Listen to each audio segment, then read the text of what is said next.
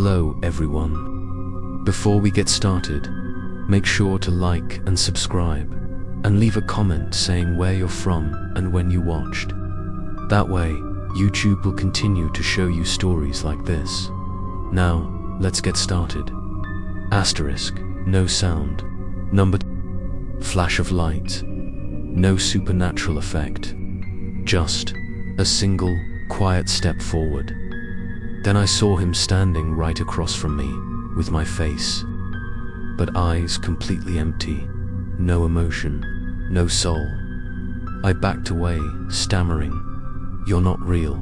You're just a hallucination. You're not real." He just smiled, that same twisted smile I had seen in my dreams. "I'm more real than you'll ever be." He stepped closer, panicking. I grabbed a chair and hurled it at the mirror. It didn't break.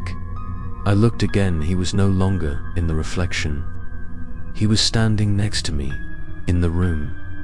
I bolted out of the apartment, sprinting down the hallway. All the doors shut tight. The building dead silent. Only me and him. His shadow stretched far behind him, dragging like a slick stain across the floor, though the ceiling lights never flickered.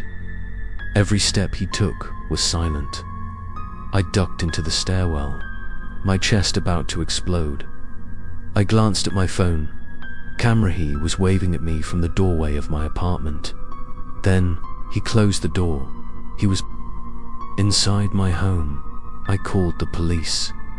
They arrived. I pointed at the door, insisting someone had broken in.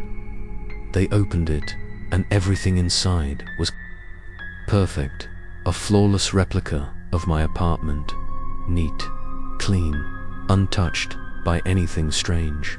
And there, sitting in the middle of the room, was me, reading a book, looking up, smiling politely. "Is there a problem, office?" My voice, my mannerisms, every detail spot on. I screamed, "That's not me. I'm the real tenant here." The officers looked at me like I was insane. The me in the apartment turned to them with a sympathetic look. "He suffers from dissociative identity disorder. I've been trying to help him get better." The police placed a hand on my shoulder. "Sir, we need you to come with us."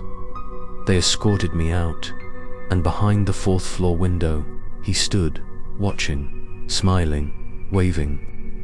"Goodbye," I tried to scream, but no one believed me. Every document, ID, accounts, even my lease, now bore his name. He was living my life, better than I ever did. They placed me in a psychiatric facility for evaluation. No phones, no mirrors, no reflective surfaces. But the worst part, I began to hear him inside my head. "I'm not just living your life, I'm fixing it."